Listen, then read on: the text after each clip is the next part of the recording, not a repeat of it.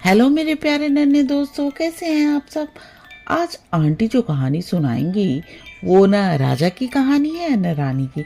ये एक झगड़ालू मेढक की कहानी है। तो ये कहानी शुरू करते हैं। एक कुएं में बहुत से मेढक रहते थे। उनके राजा का नाम था गंगदत्त। गंगदत्त बहुत झगड़ालू स्वभाव का था। आसपास 2-3 और कुएं थे, उसमें भी मेढक रहते थे। हर कुएं के मेढक का अपना राजा था। राजा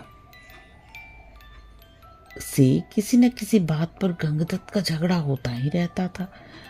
अपनी मूर्खता से वो कोई ना कोई गलत काम करता। जब बुद्धिमान मेढक उसे मना करते तो वो झगड़ा करने पर उतारू हो जाता और गंगदत्त के प्रति सारे मेढकों का रोष बढ़ता ही जा रहा था। घर में भी वो चैन से नहीं रहता था। अपनी मेढकी से हर दिन किसी न किसी बात पर उलझता रहता। एक दिन गंगदत्त ने दूसरे कुएं के मेढकों से और उनके राजा से लड़ाई कर ली। झगड़ा करने के बाद गंगदत्त अपने कुएं आया और उसने अपने मेढक दोस्तों को बताया कि उसके पड़ोसी राजा से और उन पड़ोसी कुएं के मेढकों से लड़ाई हो गई है। उन्होंने मेढकों को आदेश दिया कि हम सब पड़ोसी कुएं में जाकर हमला करेंगे और वहाँ के मेढकों से इस अपमान का बदला लेंगे। कुछ बुद्धिमान मेढकों ने एकजुट होकर उन्हें समझाने की कोशिश की कि पड़ोसी कुएं के मेढक हमसे ज़्यादा ताकतवर और हमसे संख्या में बहुत ज़्यादा हैं और हमसे ताकतवर भी हैं, हम उनसे कैसे लड़ पाएंगे। उन्होंने इस लड़ाई में शामिल होने से मना कर दिया। गंगदत्त सन्न रह गया। उसे बहुत ही क्रोध आया। वो क्रोध से तिलमिला गया। मन ही मन उसने इन गद्दारों को सबक सिखाने की ठानी। गंगदत्त ने अपने बेटों को बुलाकर भी भड़काया। उसने कहा कि पड़ोसी राजा ने तुम्हारे पिताश्री का घोर अपमान किया है।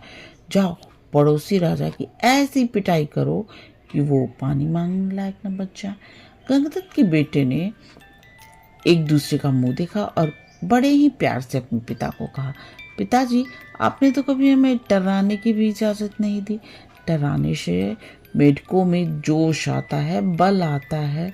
आप बताइए, बिना हौसले, बिना जोश, बिना बल के हम कैसे उनसे आपके अपमान का बदला ले पाएंगे।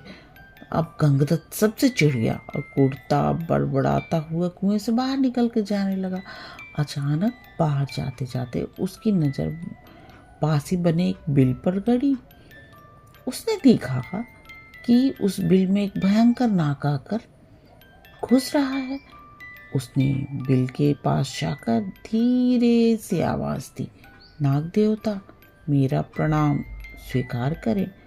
नाग देवता फुफकारे, अरे मेढक, मैं तुम्हारा बैरी हूँ, तुम्हें इतनी बात समझ नहीं आती। तुम यहाँ आकर मेरे बिल के पास मुझी को आवाज़ दे रहे हो। तुम्हारी इतनी हिम्मत कैसे हुई। गंगदत्त डराया। ये नाग कभी कभी शत्रुओं से ज़्यादा अपने दुख देने लगते हैं। अपनी जाति वाले, अपने सगे संबंधियों ने मेरा बहुत अपमान किया है। उन्हें सबक सिखाने के लिए मुझे आपसे मदद मांगनी पड़ रही है। मानता हूँ कि आप मेरे शत्रु हैं, लेकिन आप मेरी तरफ से दोस्ती का हाथ स्वीकार करें, इससे आपका ही फायदा है। नाग ने कहा कि तुम जैसे मेढक से दोस्ती करके मेरा क्या फायदा हो सकता है, बताओ भला। गंगदत्त ने कहा, मैं आपको इतने मेढक खिलाऊंगा कि आप खाते खाते अजगर की तरह मजबूत और बड़े हो जाएंगे। नाग ने सोचा, ऐसा कैसे हो सकता है, पानी में मैं जा नहीं सकता, मैं मेढक पकड़ूंगा कैसे। गंगदत्त ने ताली बजाई, नाग भाई आपको पानी में जाने की कोई ज़रूरत ही नहीं, मेरी दोस्ती आपके किस काम आएगी। मैंने पड़ोसी राजाओं के कुओं पर नज़र रखने के लिए अपने जासूस मेढकों से ज़मीन में गुप्त सुरंगें खुदवा कर रखी हैं। हर कुएं तक उनका रास्ता जाता है। सुरंगें जहाँ मिलती हैं वहाँ एक कक्ष है।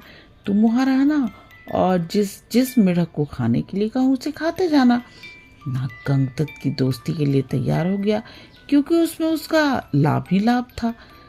एक मूर्ख बदले की भावना से अंधा होकर अपने ही दुश्मन के पेट में अपने ही दोस्तों को भेजने के लिए जब तैयार था, तो दुश्मन इसका लाभ क्यों न उठाए।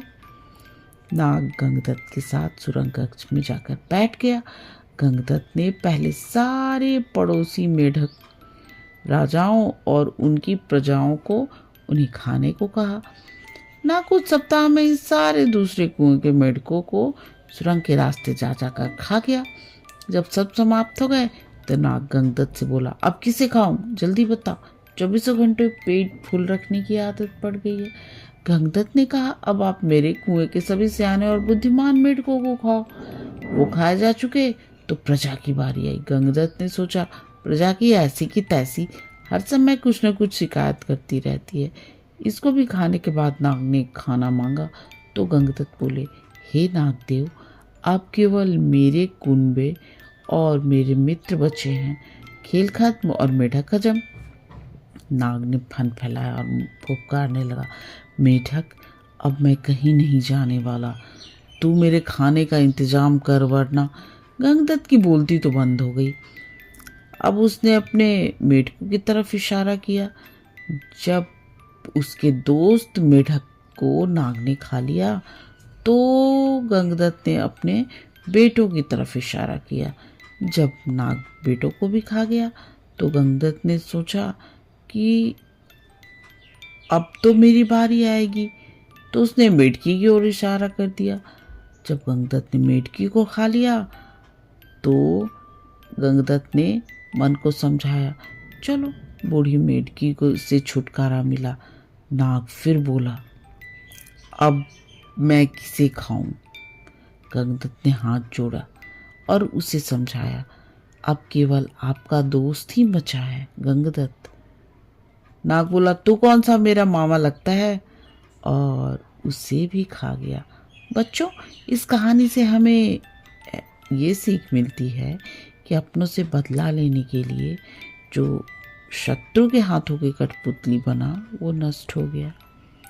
इसीलिए मेरे प्यारे नन्हे दोस्तों, हमें कभी भी अपने शत्रु से हाथ मिलाकर अपने दोस्तों का अंत नहीं करवाना चाहिए। इसीलिए अगर ये कहानी आपको पसंद आए तो प्लीज़ मेरे चैनल को लाइक, शेयर और सब्सक्राइब करो। और मेरे प्यारे नन्हे दोस्तों, आप आराम से सो जाओ और सपनों की दुनिया में खो जाओ। गुड नाइट मेरे प्यारे नन्हे दोस्तों।